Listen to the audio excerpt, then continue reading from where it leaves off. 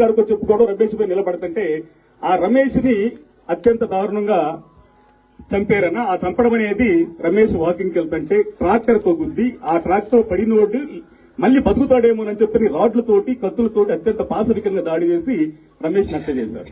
అంటే రమేష్ ఏదైనా పైరవీలు పంచాయతీలు చేసి ఆక్రమణ చేసి చేస్తా ఉంటే చంపేదనుకుంటే అర్థం ఉందన్న. ఒక బీసీ మహిళకి ఒక అన్యాయం జరిగిందన్నా అని నా దగ్గరకు వచ్చి చెప్పుకున్నందుకు ఆ బీసీ మహిళకి అండగా నిలబడినటువంటి రమేష్ ని చంపడం అంటే ఒక మాటలో చెప్పాలంటే నాయకత్వంగా ఈ వివిధ సంఘాల నాయకులుగా ఉండబడిన వాళ్ళందరూ కూడా ఒక సన్నని దాన్ని ఏమనాలో అన్న భయం అందామా లేకుంటే బాధ అందామా ఇది ఏమందామా అర్థం కానట్టు పరిస్థితి. అంటే ఒక సమస్య కోసం పోయి ఒక బాధిత మహిళకి కష్టం ఉండబడిన వాళ్ళకి అండగా నిలబడితే చంపడమా అంటే అలా చంపుకుంటూ పోతూ ఉంటే ఇక సమస్యల మీద కొట్లాడే దగ్గర సమస్యల మీద మాట్లాడే దగ్గర ఎవరు ఉంటారు, ఎవరు దాని గురించి మాట్లాడతారు అనేటువంటిది ఒక ఆవేదనతోనూ ఒక బాధతోనూ లేదు రమేష్ కి జరిగినటువంటిది ఇంకొక ఏ నాయకుడికి జరగకూడదు, ఏ నాయకుడికి జరిగేటట్టుగా అది ఉంటే అది నాయకత్వానికి కాదు మొత్తం మాదిగ జాతి అస్తిత్వానికి ప్రమాదకరమైన ఏర్పడుతుంది. ఈయన నా సంఘం కాదు, ఆయన నా సంఘం కాదని చెప్పి ఒకళ్ళ మీద ఒకళ్ళని చెప్పుకుంటూ మనం పొయ్యామనుకుంటే మనల్ని ఏరేరి చంపేటువంటి ప్రమాదం ఉంది. కాబట్టి ఏ సంఘంలో ఉన్నా ఎక్కడున్నా అందరం ఐక్యంగా ఉండాల్సినటువంటి అవసరం ఉంది అని చెప్పని రమేష్ మాదికి అండగా నిలబడిన సంకల్పంతో ఇక్కడికి వచ్చామన్నా. ఆ సందర్భంలో ఇప్పుడు మేము కూడా భావిస్తా ఉన్నాం, మీరు మా కమిషన్ చైర్మన్ గా ఉండడం, దాసు లాంటి తమ్ముళ్ళు మీతో పాటు అండగా ఉండడం అనేది కూడా మేము నిజంగా చాలా బాగా సంతోషపడుతున్నామన్నా. అయితే ఇప్పుడు తమ్ముడు చెప్పారు ఫాస్ట్ ట్రాక్ కోర్టు అంటున్నారు అన్న. ఎందుకు fast track court? Fast track court ఏర్పడి చేస్తే వచ్చి జరిగే బెనిఫిట్ ఏంది అన్న మీకు తెలియదు కాదు అన్న. మాకు 10 ఏళ్ల వయసులో కారం చెడు జరిగిందన్న. 10 ఏళ్ల వయసులో కారం చెడు జరిగింది. దోషులకు శిక్ష పడినట్టు ఎక్కడా లేదన్న. 1991 ఆగస్టు 6న చుండూరు జరిగింది. దోషులకు శిక్ష పడినట్టు ఎక్కడ లేదన్న. ఇక చూసుకుంటే రాష్ట్రంలో అది నీరుకొండ, వేంపెంట, లక్ష్మీపేట లేకుంటే ప్యాపిలి లేదా ఇలాంటి సంఘటనలు చూసుకుంటా ఉంటే రాష్ట్ర వ్యాప్తంగా ఉమ్మడి రాష్ట్రంలో దళితుల మీద దాడులు జరిగిన, హత్యలు జరిగిన, అత్యాచారాలు జరిగిన, మా అక్క చెల్లెల మాన ప్రాణాలను దోచుకుంటున్నా శిక్షలు పట్టలేదన్న. శిక్షలు పడడానికి పడకపోవడానికి ప్రధాన కారణం ఏందని చెప్పి అన్వేషిస్తే దానికి ఒకే ఒక కారణం అన్న. ఉదాహరణకి ఎస్ఎస్ కేసు జరుగుతుంది. ఆ కేసుని విచారించడం కోసం డీఎస్పీ స్థాయి అధికారిని నియమిస్తారన్న. ఆ డీఎస్పీ స్థాయి అధికారికి 90 రోజులు గడువిస్తారు. ఆ 90 రోజుల్లో ఆ డీఎస్పీ వచ్చి ఆ గ్రామాన్ని సందర్శించి ఆ బాధిత కుటుంబాలను సందర్శించి ఆ కేసుని ఆయన ఛార్జ్ షీట్ చేయడానికి 90 రోజులు పడితే ఈ 90 రోజులు జరిగేది ఏంటంటన్నా ఆయన కోపం ఉన్నప్పుడు ఒక మనిషి ఎదురు మనిషి తిట్టుకున్నప్పుడు ఒక గంట దాకా కోపం అట్టగే ఉంటదన్న. ఒక రోజంతా ఉంటదన్న, ఒక వారం ఉంటదన్న, తర్వాత సన్నగిలుతా ఉంటది. ఆ సన్నగిలే క్రమంలో గ్రామంలో ఉండబడినాడు, అరే ఇప్పుడు దాకా అన్నదమ్ముల్లా ఉండటోళ్ళవరా, కలిసిమెలిసి ఉన్నావురా, అన్నామామని పిలుచుకున్నావురా, ఈ కేసులేందిరా, కలిసిపోదావురా అని చెప్పని చిన్నంగా ఈ బాధితుడి దగ్గరికి వచ్చి వీడి పేదరికలు ఉన్నాడు కదన్నా, ఆకలితో ఉండబడినోడికి ఆశ చూపించేటప్పటికి ఆయన నిజమే కదా, ఎందుకు లే గొడవలు, ఒక చోట ఉన్నటోళ్ళం కదా అని చెప్పని ఈ ఆలోచనకు వచ్చేటప్పటికి కేసులు మొత్తం కూడా ఏమవుతున్నాయంటే ఛార్జ్ షీట్ అయిన కేసులు కూడా కోర్టుకు వెళ్లేటప్పటికి సంవత్సరాల కాలం గడుస్తున్నది. సంవత్సరాల కాలం ఇప్పుడు మీకు తెలిసిందే, కారం చేడు కేసులో శిక్ష పడలేదు. చుండూరులో ప్రత్యేక కోర్టు పెట్టి శిక్షలు వేస్తే మన అదే హైకోర్టుకు వెళ్లి జస్టిస్ రత్నమారెడ్డి ఆ కేసులు కొట్టేశాడు.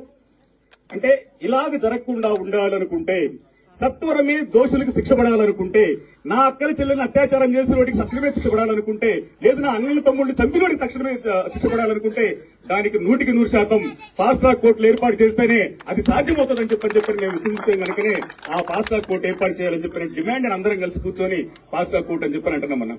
ఆ ఫాస్ట్ ట్రాక్ కోర్టు ఏర్పాటు చేయడంలో మీ వంతు పాత్ర మీరు పోషిస్తే తమ్ముడు అన్నట్టు నిజంగా భారతదేశ చరిత్రలో లేదు, ఆంధ్రప్రదేశ్ చరిత్రలో కేఎస్ జవహర్ గారు ఎస్సీ కమిషన్ చైర్మన్ గా ఉన్నప్పుడు ఫాస్ట్ ట్రాక్ కోర్టు ఏర్పడింది. ఆ ఫాస్ట్ ట్రాక్ కోర్టు ద్వారా మాదిగ జాతికో లేదా దళిత జాతికో, అన్నలకు అక్కలకు చెల్లెలకు అన్యాయం జరిగితే అన్యాయం చేసిన దగ్గర ఫాస్ట్ ట్రాక్ కోర్టులో 60 రోజులు మించక ముందే, 90 రోజులు మించక ముందే శిక్షలు పడుతున్నాయి అనేటువంటిది రావడం జరిగిందంటే అది మీకు గర్వకారణమన్నా. ఈ దళిత జాతిలో పుట్టినటువంటి బిడ్డలందరికీ కూడా రక్షణగా మారడానికి అవకాశం ఉంటుంది కనుక దయచేసి మీ వంతు ప్రయత్నంగా మీరు ప్రభుత్వాన్ని మాట్లాడండి, ప్రభుత్వంతో స్పందించి మీరు ఫాస్ట్ ట్రాక్ కోర్టు ఏర్పాటు చేయడం కోసం ప్రయత్నం చేయాల్సిందిగా సౌకర్యం కోరుతున్నామన్నా. అదేవిధంగా తమ్ముడు ఇందా కూడా ఒక మాట చెప్పాడన్నా, అంటే నేను కూడా దాన్ని ఉదాహరిస్తున్నాను. ప్రకాశం జిల్లా మా జిల్లా అన్న, ప్రకాశం జిల్లాలో నాకు అన్నట్టు అంటే అది కూడా బాధతోనేనన్నా.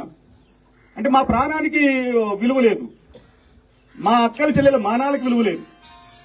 మమ్మల్ని చంపితే ఎస్పీ స్పందించడు, మమ్మల్ని చంపితే కలెక్టర్ స్పందించడు. కూతవేట దూరంలో కలెక్టరేట్ ఉందన్న. ఒక గ్రామంలో ఎస్ఎస్టీ జరిగితే 24 గంటలు తిరిగేలోపు ఆ గ్రామానికి ఆ సంబంధిత ఎస్ఎస్ అట్రాసిటీ యాక్ట్ ద్వారా ఆ చట్టంలో ఉండబడినటువంటి ఆర్టికల్స్ ద్వారా ఆ గ్రామానికి కలెక్టర్ రావాలి, ఆ గ్రామానికి ఎస్పీ రావాలి, ఆ గ్రామాన్ని సందర్శించాలి, ఆ గ్రామంలో నిద్ర చేయాలి, బాధిత కుటుంబానికి అండగా నిలబడాలి, సాంఘిక సంక్షేమ శాఖ ద్వారా రావాల్సిన మొత్తం కూడా అది వారం రోజుల తిరిగి ఎన్ని ఏర్పాటు చేయాల్సిన అవసరం ఉంది. ఇంతవరకు లేదన్న.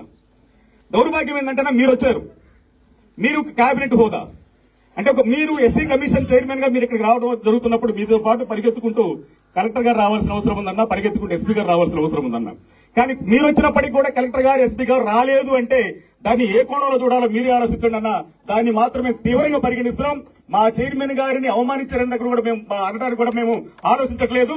100% 7 రోజులైనా 8 రోజులైనా ఇప్పటికీ సంఘటన జరిగి కలెక్టర్ గారు రాలేదు, ఎస్పీ గారు రాలేదు, బాధితులు పరామర్శించలేదు, బాధితులకు అందించాల్సిన పరిహారం కూడా అందించే ప్రయత్నం చేయలేదు.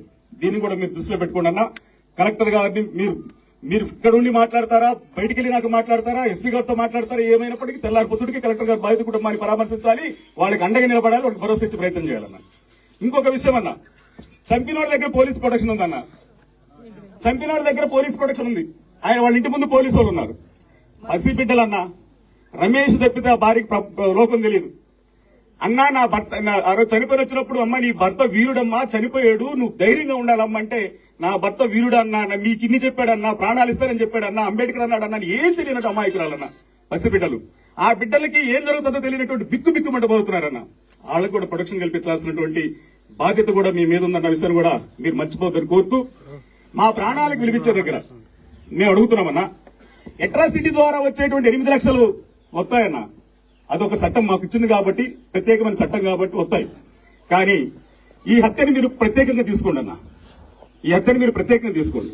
ఎందుకంటే ఒక ఎగ్జాంపుల్ గానే తీసుకోండి అన్న. వేరుగా నేను ఎవరినో కించపరచాలని, ఎవరినో కామెంట్ చేయాలని చెప్పడం లేదు. మా ప్రకాశం జిల్లాలోనే కమ్మలు కాపులకి మధ్య ఘర్షణ జరిగిందన్న. తమ్ముడు ఒక మాట చెప్పి వదిలేశాడు. కమ్మలి కాపులకి 2 వ్యక్తుల మధ్య ఘర్షణ అన్న. దేని దగ్గర?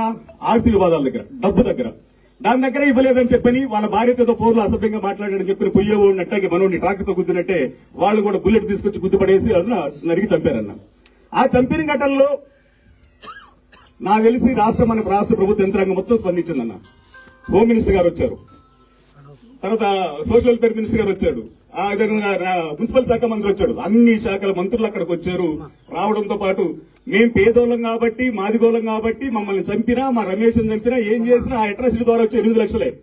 కానీ ప్రభుత్వం ఎక్కడ చట్టం లేదన్నా కమ్మల్ని కాపులు చంపితే ₹1 కోటి ఇవ్వాలని. ప్రభుత్వం ఎక్కడ చట్టం లేదన్నా కమ్మల్ని కాపులు చంపితే ₹1 కోటి ఇవ్వాలని, 5 ఎకరాలు భూమి ఇవ్వాలని, వాళ్ళకి ఉద్యోగం ఇవ్వాలని. కానీ ఆగ మేఘాల మీద హుటాహుటిగా ₹1 కోటి డబ్బులు ప్రకటించారు, 5 ఎకరాల భూమి ప్రకటించారు, అదేవిధంగా వాళ్ళకి ఉద్యోగము ప్రకటించారన్న. మేము కూడా మా అన్నగా చేతులు జోడించి అడుగుతున్నామన్నా, రమేష్ తప్పితే లోకం తెలియని వాళ్ళన్నా మీరు కూడా పెద్ద మనసు వేసుకోండి. పెద్ద మనసు వేసుకొని రమేష్ మృతిని కూడా ఒక ప్రత్యేకమైన కోణంలో చూడండి. సమాజం కోసం పనిచేసేవాడు, సమాజంలో ఉన్నటువంటి పీడితుల పక్షాన, బాధితుల పక్షాన పనిచేస్తున్నాడు. ఆ పనిచేసేటువంటి రమేష్ కి కుటుంబం కోల్పోయింది కనుక ఆ కోల్పోయినటువంటి కుటుంబానికి మీరు అక్కడ ఏ విధంగా అయితే ₹1 కోటి ఇచ్చారో, 5 ఎకరాల భూమి ఇచ్చారో, అదే ఉద్యోగం ఇచ్చారో, ఉద్యోగం 5 ఎకరాల భూమి మాకు అట్రాసిటీ యాక్ట్ ద్వారా వస్తుందన్నా. కానీ ₹1 కోటి అనేది మాత్రం మీరు ప్రభుత్వంతో మాట్లాడండి, ముఖ్యమంత్రి గారితో మాట్లాడండి. అది ₹1 కోటి సాయంగా మీరు కానీ చేర్చగలిగితే యావత్తు మాదిగ జాతి మొత్తం కూడా ప్రభుత్వానికి మీకు రుణపడి ఉంటుందన్న విషయం కూడా మీరు మర్చిపోవద్దని చెప్పి సవిరంగా మీకు ఎంపీలు చేసుకుంటూ, ఇంకో చిన్న మాట అన్న, ఒక్క నిమిషం అన్నా. మన వాళ్ళు మీరు లోపల ఉండగానే ఇక్కడ కొంతమంది డిఎస్పీ గారిని అంటే గొడవ చేస్తూ డిఎస్పీ గారు వైఫల్యం అని చెప్పని మాట్లాడుతూ ఉన్నారు. తమ్ముడు కూడా మాట్లాడాడు. నేను ఎందుకంటే మాట్లాడిన అంశాన్ని మళ్ళీ మీకు ఎందుకు విశ్లేషిస్తున్నానంటే, ఒక హత్య జరగాలంటే ఊరికినే జరగదన్నా. ఓ సంఘటన జరగాలంటే ఎప్పుడు ఊరికినే జరగదు. ఆ సంఘటనకు ముందు జరగడానికి అనేక కారణాలు ఉంటాయి. లక్ష్మీనారాయణ ఉన్నాడన్న, చెప్పాడు 6 హత్యలు జరిగినాయి అని. లక్ష్మీనారాయణ ఎస్పీ గారి దగ్గరికి వెళ్ళాడు, డిఎస్పీ గారి దగ్గరికి వెళ్ళాడు. సార్ మాకు ప్రాణహాని ఉంది, నాకు ప్రొటెక్షన్ అన్నా ఇవ్వండి, నాకు ఆయుధం అన్నా ఇవ్వండి, నాకు ప్రొటెక్షన్ అన్నా ఇవ్వండి, ఆయుధం అన్నా ఇవ్వండి అని చెప్పని ఎస్పీ గారి దగ్గరికి వెళ్ళాడు, డిఎస్పీ గారి దగ్గరికి వెళ్ళాడు. మొత్తుకున్నాడు. అయితే అంటే అదే బహుశా ఎస్పీ గారికి లేదా ఇంకొకరికి ఈయన మాదికి కాకుండా ఓ రెడ్డి ఆయనో, ఓ లేదా కాపాయనో, లేదంటే ఒక బోయ ఆయన అయితే ఆగమేఘాల మీద నిజమే కావాలి, ప్రాణానికి ప్రమాదం ఉందని చెప్పని ఇచ్చేవాళ్ళేమోనన్నా, ప్రొటెక్షన్ ఇచ్చేవాళ్ళేమో, లేకుంటే చేతికి ఆయుధం ఇచ్చేవాళ్ళేమో. కానీ ఈయన బాధిగా నేను కారణంగా ఆయనకి ఆయుధం ఇవ్వలేదన్న లక్ష్మీనారాయణ చంపేశారన్న. అదేవిధంగా సంజయ్ రావు కూడా అన్న, అదేవిధంగా బాబు ఇది విజిలేశారు కదా, నేను బాధతో ఆవేదనతో మాట్లాడుతున్నాను. సహచార ఉద్యమకారుడు చనిపోయిన ఆవేదనతో మాట్లాడుతున్నాను నేను. అన్న సంజయ్ కూడా అదే పరిస్థితి అన్న. సంజయ్ కూడా ఎంఆర్పీఎస్ లో పనిచేశాడన్న. ఆ సంజయ్ కూడా కొంచెం ఇది ఉంది. ఆయన కూడా పోయాడన్న. ఆయన కూడా పోయి డిపార్ట్మెంట్ బతులు ఆడుకున్నాడు. ఆయన పోయి కూడా ఎస్పీ గారిని బతులు ఆడుకున్నాడు. ఆయన పోయి కూడా నాకు థ్రెట్ ఉంది, నాకు ప్రాణహాని ఉంది, నాకు రక్షణ కల్పించండి, నాకు ఆయుధమన్నా ఇవ్వండి, నాకు ప్రొడక్షన్ ఇవ్వండి అని చెప్పానంటే సంజయ్ కూడా ఇవ్వలేదన్న. సంజయ్ కూడా చంపేశారన్న. అదేవిధంగా సంబంధిత డిఎస్పీ గారు అంటే ఆయన మీద ఆయన ఎవరో మాకు తెలియదన్న, ఆయన మీద మాకు వ్యక్తిగత కక్ష లేదు, ఇంకోటి లేదు. ఆయన ముఖం కూడా మేము చూసుంటాం. కానీ జరిగినటువంటి సంఘటనలు ఒకసారి దృష్టిలో పెట్టుకుంటే ఇదే డిఎస్పీ గారు సిఐగా ఉన్నప్పుడు ఒక 6 సంవత్సరాల క్రితం 2012 అనుకుంటానన్న పక్కనే గ్రామం. ఆ గ్రామంలో బోయోళ్ళందరూ కలిసి ఆ గ్రామంలో ఉండబడినటువంటి ఒక ఎంఆర్పీఎస్ నాయకుడిని లాక్కొచ్చి చెట్టు తీసుకొచ్చి గుడ్రాయి దగ్గర మెడ నరికి చంపారన్న. బలిచ్చినట్టు ఒక గేదెను దాన్ని మేకపోతును బలిచ్చినట్టు చంపారు. ఏ ఊరది వెంకటేష్ అన్న? అటికల గుండూరు అన్న. అటికల గుండూరు. అంటే ఇలాంటి సంఘటన ఎందుకు చెప్తున్నామంటన్నా, ఊరికేనే ఒక మనిషి మీద ఎలిగేషన్ చేయడానికి మేమేమి కాదు, మాకు అవసరం కూడా లేదు. అంటే ఈ సంఘటనలన్నీ జరిగిన నేపథ్యంలో అంటే లక్ష్మీనారాయణకై ప్రొడక్షన్ ఇవ్వకపోతేనే ఆయుధం ఇవ్వకపోతే చనిపోయాడు. సంజన పరిస్థితి అయిపోయింది. రమేష్ మీద కొన్ని సంవత్సరాలుగా రిక్కి నిర్వహిస్తున్నారన్న. రమేష్ మీద అరే మీ ఓడబ్బా అన్ని సమస్యల మీద ముందుకు వస్తున్నాడు, దూసుకొని పోతున్నాడు, వేగంగా పోతున్నాడు, కరెక్ట్ కాదు కదబ్బా అని చెప్పి మాట్లాడుతుంటే మా దౌర్భాగ్యం ఏంటంటన్నా, మా సంఘాలు ఉండబడిన ఒకళ్ళిద్దరు పోయి రమేష్ మా సంఘం కాదు సార్, రమేష్ తో మాకు సంబంధం లేదు సార్ అని చెప్పడంతో అంటే రమేష్ కి మాకు సంబంధం లేదు కాబట్టి, సంఘానికి సంబంధం లేదు కాబట్టి రమేష్ మీద దాడి జరిగినా ఏం చేసిన అడిగేవాడు ఇప్పుడు లేడులే అని చెప్పినట్టు తీరుతోటి కొంచెం దాడి జరిగినట్టు కూడా స్పష్టంగా కనపడుతున్న సందర్భం ఉందన్న. ఆ కోణంలో ఆలోచించి మేము అంటే దీని వెనక ప్రత్యక్షంగానే నేను అంటున్నానన్నా, సంజయ్కో లక్ష్మీనారాయణకో లేకపోతే మా రమేష్ కో కొద్దిగా థ్రెట్ ఉందనుకున్నప్పుడు, ఆ థ్రెట్ ఉన్నప్పుడు వాళ్ళకి రక్షణ కల్పించే బాధ్యత కానీ పోలీస్ డిపార్ట్మెంట్ తీసుకుని ఉంటే వాళ్ళు చచ్చిపోవడానికి అవకాశం లేదన్న. పోలీసుల ఉదాసీనతే వాళ్ళ మరణాలకి కారణమైందనేటువంటి బాధతో ఆవేదనతో మేము మాట్లాడాం. దానికి గౌరవ డీఎస్పీ గారు కూడా నిన్న మాట్లాడుతూ సంఘటనలో నిజంగా తమ్ముడన్నట్టు ఆయన 120 పెట్టాడు, సెక్షన్ 49 పెట్టాడు, సంతోషం. ఎవరైతే దోషులు ఉన్నారో మూకుమ్మడిగా కుట్రబని చంపారు కనుక ఏం చేయడం సంతోషం. అయితే అది మాట్లాడుతున్న సందర్భంలోనే ఆయన ఒక మాట మాట్లాడాడన్న. కొంతమంది సెల్ఫ్ డిక్లేర్డ్ లీడర్స్ వచ్చి తెలుసుకోకుండా అది మాట్లాడుతున్నారు, తస్మత్ జాగ్రత్త అని చెప్పని మాట్లాడారన్న. వీడియోలు కూడా ఉన్నాయి. అంటే ఈ మర్డర్లన్నీ చూసుకుంటే పోలీసుల ఉదాసీనత స్పష్టంగా అర్థమవుతుంది. వాటన్నిటితో పాటు బలం లేని నాయకులని కూడా ఒక పదం వాడాడన్న డీఎస్పీ గారు. అంటే బలం లేని నాయకులు మాట్లాడితే చంపేస్తారన్నా? సార్ నేను మీ మీద నాకు తెలియదు, మీరు వ్యక్తిగతంగా ఏం లేదు కదా సార్.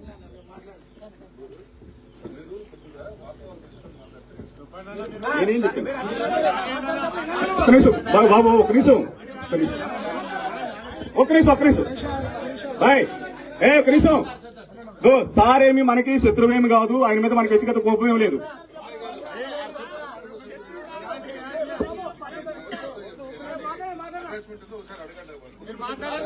రైట్ అన్న నేను కాదంటలేదు. మీరు కుటుంబం మీకు సంబంధం లేదని నేను అంటలేదు. మీరు అండగా నిలబడి ఉంటారు, మీరు సాయం చేస్తుంటారు, మీకు కాదంటలేదు. నేను చెప్తాను, నిన్న మాట్లాడిన దాంట్లో రైట్, దోషులను అరెస్ట్ చేసే దగ్గర, వాళ్ళని శిక్షించే దగ్గర మీ పాత్ర నిజాయితీగా మీరు పోషించారు. ఎస్, మేము ఆరోపణలు చేశాం. ఓకే, మీ మీద ఏదో డౌట్ ఉందని మేము ఆరోపణలు చేశాం. లేదంటే మా లక్ష్మీనారాయణగా జరిగిందేమని మేము ఆరోపణ అనుకున్నాం, లేదు మా సంజనలాగా జరిగిందేమని చెప్పి మేము అనుకున్నాం. రైట్, మంచిదండి, మంచిది వినండి, నేను కాదంటలేదు. రైట్ కాదంటలేదు సార్, మీరు మాట్లాడబాకండి ఒక నిమిషం. కాదంటలేదు.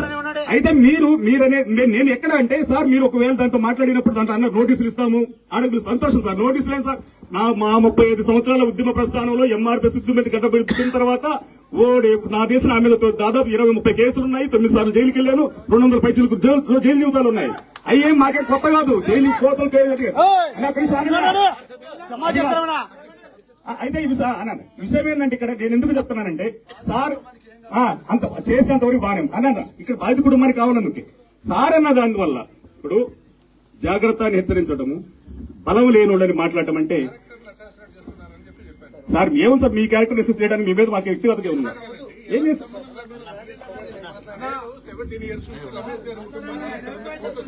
మంచిది సార్, మంచిది మంచిది మంచిది సార్, మంచిది సార్. ధన్యవాదాలు, ధన్యవాదాలు సార్, ధన్యవాదాలు. రేట్ మంచిదే. సార్ గురించి ఎవరు మాట్లాడలేదే అంటే నేను చెప్తాను సార్ అన్న. దాని వల్ల ఏమైందంటే ఇప్పుడు బాబు ఒక్క నిమిషం ఆగండి బాబు. నేనంటే అది సెల్ఫ్ డిక్లేర్ ఎవరు సార్ ఇక్కడ?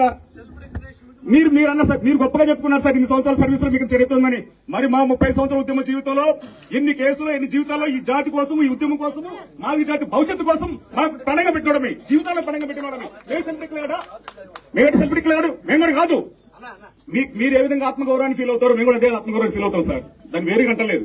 అయితే ఆ పదం అన్నందువల్ల ఏమవుతుంది అంటే, నేను చెప్పాలని ఉద్దేశం చేసి గారు, ఆ పదం అన్నందువల్ల ఏమవుతుందంటే అంటే మేము బలం లేని వాళ్ళమేమో, మేము బలహీనులమేమో, అంటే మమ్మల్ని చంపితే అడిగేవాళ్ళు లేరేమో, ఆ కోణంలో రమేష్ చంపారేమో, ఆ కోణంలో రమేష్ చంపారేమో. ఇలాంటి మాటలు, ఇలాంటి పదాలు అనేక అనర్థాలకు తావిస్తాయి. దయచేసి మీలాంటి ఒకవే మేము ఆరోపణ చేస్తాం. మేము ఆరోపణ చేసినప్పుడు మీరు చెప్పాల్సిందంటే, బ్రదర్ మీ ఆరోపణ కరెక్ట్ కాదు, ఇదిగో నేను ఈ విధంగా చేస్తాను, ఇది ఈ విధంగా నేను ముందుకెళ్లాను, ఈ విధంగా నేను సక్సెస్ చేశాను అని చెప్తే ధన్యవాదాలు. మా సువర్ణ చెప్పాడు, ఇప్పుడు చెప్పలేదా? మీరు కేసు కట్టడానికి మీకు ధన్యవాదాలు చెప్పాడు, మాకేముంటది? కాకపోతే అలా ఎవరియో ఒకళ్ళు అన్నాను ఒక మాట, ఎవరు ఇక్కడ ఎందుకు చెప్తే సార్ అని డివేట్ అవ్వట్లేదు. ఇక్కడ విషయం ఏంటంటేనండి, ఇప్పుడు ఒక మాట ఏంటంటే, మా సంఘం కాదు మరి ఎవడు, మేము అడుగుతున్నాం, మేము బలహీనమే, మరి బలవంతుడు ఎవరి? బలమైన సంఘం ఎవరు? ఎవడు మాట్లాడుతున్నాడు? ఎవరు కొట్లాడాలి ఈ జాతుల కోసం? రమేష్ మర్డర్ జరిగింది. రమేష్ మర్డర్ జరిగి వారం 10 రోజులు అవుతుంది. మేమందరం వచ్చాం. మా సంఘమా కాదు, మా కులపడు కదా, మా మాదిగోడు కదా, జాతి కోసం పనిచేస్తున్నాడు కదా, నిలబడే దగ్గర ముందు వరుస ఉండాలని చెప్పి ఆ కోణంలోని, ఆ కోణంలో వచ్చిన వాళ్ళు కాకనే మా వంతు బాధని, మా వంతు ఆవేదనని మీ ముందు పెట్టే ప్రయత్నం చేస్తున్నాం తప్పించి, అది కూడా జవహర్ అన్న ఉద్యమాల పట్ల, సమాజం పట్ల సంపూర్ణమైన అవగాహన కలిగినోడు. ఈ రోజు ఎస్సీ కమిషన్ గా ఆయన ఉండడం నిజంగా గర్వంగా ఫీల్ అవుతున్నాడు అన్నకి ఇవ్వడం. అలాంటి దగ్గర కొంత చెప్పే ప్రయత్నమే తప్పనించి వేరుగా కాదన్నా. అన్నా నేను మీకు సవినిగా అప్పీల్ చేస్తా ఉన్నాం. ఎందుకో తెలియదు మా మీద దాడులు పెరిగాయి, ఎందుకో తెలియదు మమ్మల్ని చంపుతున్నారు, ఎందుకో తెలియదు మా అక్కలు మా చెల్లెడు అత్యాచారాలు గురవుతున్నారు. ఏది ఏమైనప్పటికీ కూడా, కారణం ఏదప్పటికీ కూడా, పాలకులు మారినా, అధికారాలు మారినా, దాడులు మాత్రం మా మాదిగా మాలల మీద జరుగుతున్నాయి, మా దళిత గిరిజనుల మీద జరుగుతున్నాయి తప్పనించి వేరొకళ్ళ మీద జరగటం లేదు. ఒకవేళ జరిగినటువంటి వాటిని ఖండించాల్సిన బాధ్యత, వాటి ముందు తీసుకురావాల్సిన బాధ్యత మా వంతుకు మాకుంది కనుక మీ వంతుకు పెట్టే ప్రయత్నం చేస్తున్నామన్నా. దాన్ని మీరు ప్రత్యేకంగా తీసుకోండి. ఆ ప్రత్యేకంగా తీసుకునే దానిలో మాకు చేయాల్సిన 2 పనులన్నా, ₹1,00,00,000 ఎక్స్గ్రేషన్ ప్రకటించండి ఆ కుటుంబానికి, మీరు ప్రభుత్వంతో మాట్లాడి. ఎందుకంటే అక్కడ జరిగింది, అక్కడ జరగలేదు కాబట్టి మేము అక్కడ చంపితే ఇచ్చారు ₹1,00,00,000, ఇక్కడ కూడా చంపారు కనుక రమేష్ కుటుంబానికి ₹1,00,00,000 ఎక్స్గ్రేషన్ ఇవ్వండి. నాయకుడు తన జీవితాన్ని కమ్యూనిటీ కోసం పరంగా పెట్టినోడు కనుక ₹1,00,00,000 ఎక్స్గ్రేషన్ ఇవ్వడానికి ప్రయత్నం చేయండి. అదేవిధంగా అట్రాసిటీ కేసులు వీగిపోవడానికి కారణం కాలయాపన జరగడమే. ఆ కాలయాపన జరగకుండా ఉండాలనుకుంటే మీ తెలిసినటువంటి అన్ని కేసులు విచారించండి అన్న. 100% 10% మాత్రమే శిక్షలు పడి ఉంటాయి, మిగిలిన 90% శిక్షలకు నోచుకునే కారణం ఏంటంటే జాప్యమే. ఆ జాప్యం జరగకుండా ఉండాలనుకున్నప్పుడు ఫాస్ట్ ట్రాక్ కోర్టుకి మీ వంతు ప్రయత్నం మీరు చేస్తారని చెప్పి చేయాలని మనస్ఫూర్తిగా కోరుకుంటూ, మరొకసారి మీ గ్రామానికి సందర్శించినందుకు, వచ్చినందుకు, బాధిత కుటుంబానికి అండగా నిలబడటం కోసం మీ వంతు ప్రయత్నం చేస్తున్నందుకు, అదేవిధంగా ఆ ప్రయత్నంలో 100% ఆ కుటుంబానికి అండగా ఉండటం కోసం మీ వంతు ప్రయత్నం చేస్తారని చెప్పని మనస్ఫూర్తిగా కోరుకుంటూ, మీకు అవకాశం ఇచ్చినటువంటి మీ అందరికీ కూడా మరోసారి ప్రత్యేక ధన్యవాదాలు సెలవు తీసుకుంటున్నాను. థ్యాంక్ యూ అన్న గారు. ఇప్పుడు కృపాకర్ మాదిగ గారిని మనం మాట్లాడాల్సిందిగా కోరుచున్నాం.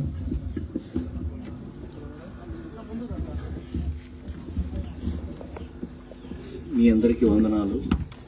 ముఖ్యంగా రాష్ట్ర ఎస్సీ కమిషన్ చైర్పర్సన్ జవహర్ గారు ఈరోజు ఇక్కడికి రావటం, కొంచెం న్యాయం జరుగుతుందేమో అనేటువంటి ఆశ కలుగుతా ఉన్నది. మనకి జంతు సంరక్షణ చట్టాలున్నాయి భారతదేశంలో. జంతు సంరక్షణ చట్టము, అటవీ సంరక్షణ చట్టాలు ఉన్నాయి 1960, 1972. వాటి ప్రకారము ఒక నెమల్ని చంపితే గాయపరిస్తే, ఒక పులిని చంపితే గాయపరిస్తే, ఒక సింహాన్ని చంపితే గాయపరిస్తే జీవితకాలం జైలు శిక్షలు పడతాయి. మీకు తెలుసు సల్మాన్ ఖాన్ ఎన్ని సంవత్సరాలు కోర్టులు తిరిగాడు మీ అందరికీ తెలుసు. అంతేకాదు ఒక పులి, ఒక నెమలి, ఒక సింహం దాని ఆరోగ్యం ఎలా ఉంది, దానికి రేడియో ఐడెంటిఫికేషన్ ట్యాగ్ వేస్తారు. దాని తోకకో చెవుకో రేడియో ఐడెంటిఫికేషన్ ట్యాగ్ వేసి ఉపగ్రహం నుంచి పర్యవేక్షిస్తారు. అది ఆరోగ్యంగా ఉందా లేదా, తింటున్నదా లేదా, ఎన్ని పిల్లలు కన్నది, దాని ఆరోగ్యము, దాని భద్రత ఎలా ఉందనేటువంటిది అటవీ సంరక్షణ చట్టాలు, జంతు సంరక్షణ చట్టాలు మనకి చెప్తా ఉన్నాయి. కానీ భారతదేశంలో మాదిగలు మనుషులా కాదా, వాళ్ళకి సంరక్షణ చట్టాలు పనిచేస్తున్నాయా లేదా అనేటువంటిది ప్రశ్నించుకోవాల్సినటువంటి అవసరం ఈ రోజు ఏర్పడింది. ఈరోజు రమేష్ కుటుంబం, ఆయన దాదాపు 8 రోజులైంది ఆ కుటుంబం ఆయన కోల్పోయి. ప్రభుత్వం ఉన్నదా లేదా ఈ రాష్ట్రంలో? ఒక మాదిగామే హోంమంత్రి, ఒక మాలాయన సంక్షేమ మంత్రి, ఈ రాష్ట్రంలో ప్రభుత్వం ఉన్నదా లేదా, మా పట్ల న్యాయం తటస్థమైందా, అడ్మినిస్ట్రేషన్ తటస్థమైందా, ప్రభుత్వం తటస్థమైందా, మాకు అసలు ప్రభుత్వాలు ఉన్నాయా లేవా అని చెప్పినని ప్రశ్నించుకోవాల్సినటువంటి పరిస్థితి ఏర్పడింది. ఈ రోజు కనీసం జవహర్ గారు మొత్తం ప్రజాసంఘ, ఈ రోజు రాష్ట్రంలో మాదిగ జనాభా చాలా పెద్ద జనాభా, 70 లక్షల మంది ఉన్నారు. 2011 జనాభా లెక్కల ప్రకారం 53 లక్షలు ఉన్నారు. ఈ రోజు 70 లక్షల మందికి పెరిగారు. ఇంత పెద్ద జనాభాని అధికార పార్టీ గాని ప్రభుత్వం గాని దూరం చేసుకోదలుచుకుందా అని మేము అడుగుతా ఉన్నాం. మేము ఒకటే అడుగుతున్నాం, మాదిగల్ని మనుషులుగా గౌరవించండి, మనుషులుగా గుర్తించండి, మాకు న్యాయం చేయండి, మాకు ప్రొటెక్షన్ ఇవ్వండి. ఇందాక పిల్లోడు అడుగుతుంటే నాకు చాలా విచారం వేసింది. ఇంట్లో మాకు ప్రొటెక్షన్ ఇవ్వండి అంకుల్, మాకు భయంగా ఉంది అని చెప్పినని ఇంట్లో వాళ్ళు భయపడుతూ మాట్లాడుతున్నారని చెప్పంటే, మనం అటవీ సమాజంలో ఉన్నామా లేకపోతే మానవ సమాజంలో ఉన్నామా? మనం ఏమిటి, ప్రభుత్వాలు అగ్రకులాలు వాళ్లకు ఒక నీతి, దళిత కులాలు వాళ్లకు ఒక నీతి అనుసరిస్తున్నాయా? ఇది ఏమిటిది? మనం ఆత్మగౌరవంతో ఆలోచించాలని చెప్పి మిమ్మల్ని కోరుతా ఉన్నా. జవహర్ గారి ద్వారా ఈ విషయంలో ఖచ్చితంగా న్యాయం జరుగుతుందని చెప్పి నేను నమ్ముతా ఉన్నాను. అట్లాగే కేసుల్లో ఎస్సీ ఎస్టీ అట్రాసిటీస్ కేసుల్లో 2-3% కంటే కూడా కేసుల్లో ఎక్కడ కూడా శిక్షలు అమలు కావడం లేదు. ఇందాక మిత్రులు చెప్పినట్టు, బ్రహ్మం గాని మిగిలిన మిత్రులు చెప్పినట్టుగా కేసులు విచారణ నీరుగార్చేటువంటి ప్రక్రియకి తావివ్వకుండా దయచేసి రెవెన్యూ అధికారులు, పోలీసు అధికారులు, సంక్షేమ అధికారులు కూడా చొరవ తీసుకొని ఆ స్పిరిట్ తో, చట్టం స్పిరిట్ తో వాళ్ళు కూడా పనిచేసి మాకు న్యాయం చేయాల్సినటువంటి అవసరం ఉంది. కాబట్టి ఆ కుటుంబానికి రాష్ట్రంలోని మాదిగలంతా అండగా ఉంటుందే కాదు, ఈ ప్రభుత్వం కూడా అండగా ఉందని చెప్పి చెప్పాల్సినటువంటి అవసరం ఉంది. అది చెప్పడానికే ఈ రోజు జవహర్ గారు వచ్చారని చెప్పి నేను భావిస్తా ఉన్నాను. జవహర్ గారు వస్తారు వెళ్తారు, కానీ అభద్రతలోని కాని పరిస్థితి ఆ కుటుంబానికి ఏర్పడాలి, చుట్టుపక్కల గ్రామాల్లోని మాదిగలకు ఏర్పడాలంటే దయచేసి ఎస్సీ ఎస్టీలకు సంబంధించిన చట్టాలు ఏవైతే ఉన్నాయో ఆ చట్టాల మీద రెవెన్యూ అధికారులు, ఆర్డీఓ గారు, కలెక్టర్ గారు, ఎస్పీ గారు, డీఎస్పీ గారు, అట్లాగే సంక్షేమ అధికారులు ఎవరైతే ఉన్నారో డీడీ గారు వగైరాలంతా కూడా చురుకుగా పనిచేసి మా జనానికి ధైర్యం కల్పించేటువంటి పరిస్థితి తీసుకురావాలని చెప్పి నేను ఈ సందర్భంగా కోరుతూ, రావాల్సినటువంటి వివక్షకి తావు లేకుండా ఆ కుటుంబానికి న్యాయం జరగాలి, ఇక్కడ పికెట్ ఏర్పడాలి, ఆ కుటుంబానికి రక్షణ కలగాలి, ఈ కులానికి రక్షణ కలగాలి. చుట్టుపక్కల గ్రామాల్లో ఒక మాదిగ కనుక ఏదైనా జరిగితే మాదిగలు ఊరుకోరు, జాగ్రత్త అనేటువంటి ఒక పరిస్థితి రావాలి. దానికి వీరుగా ప్రభుత్వం కూడా మాకు అండగా ఉండాలని చెప్పి కోరుతున్నాము. ప్రభుత్వం కనుక మాకు అండగా ఉండకుండా నీరుగార్చే విధంగా లేకపోతే ఉదాసీనంగా ఉన్నట్లయితే మాత్రము ప్రభుత్వము రాబోయేటువంటి ఎన్నికల్లో ప్రభుత్వాన్ని మార్చడానికి కూడా మేము వెనకాడబోము మాదిగలంతా కూడా అని చెప్పి ఈ సందర్భంగా తెలియజేసుకుంటూ, జవహర్ గారి ద్వారా సత్వర న్యాయానికి పూనుకోవాలని చెప్పినని వారి రికమెండేషన్స్, వారి విచారణ ద్వారా మరి రెవెన్యూ అధికారులు, పోలీసు అధికారులు, సంక్షేమ అధికారులు కూడా ఈ కుటుంబానికి తక్షణ న్యాయము, సమర్థమైన న్యాయము, తగిన న్యాయం చేయాలని చెప్పి సందర్భంగా మరొకసారి మేము కోరుకుంటూ ఈ అవకాశం ఇచ్చిన మీ అందరికీ నేను కృతజ్ఞతలు చెప్తా ఉన్నా. థ్యాంక్ యూ అన్నగారు. మీ విలువైనటువంటి సూచనలను ఏసీ కమిషన్ కి అందజేసినందుకు ధన్యవాదాలు తెలియపరచుకుంటూ, ఇప్పుడు ఎంఆర్పీఎస్ అధ్యక్షులు దండు వీరయ్య మాదిగ గారిని కూడా మాట్లాడాల్సిందిగా కోరుచున్నాం. మిత్రులారా,